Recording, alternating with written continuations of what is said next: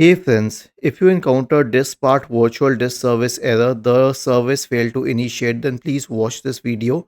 I will guide you through the resolution, and there's only one main resolution. Search for registry editor in the Windows search bar and open the registry editor.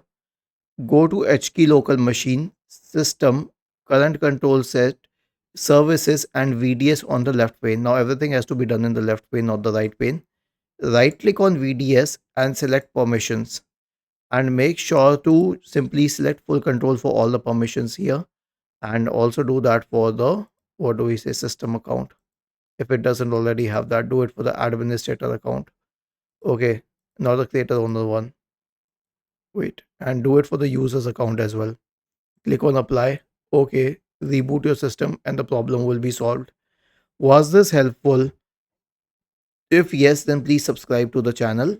If not, then let us know in the comment section of the video on how we could help you further. Thank you for watching this video and have a nice day.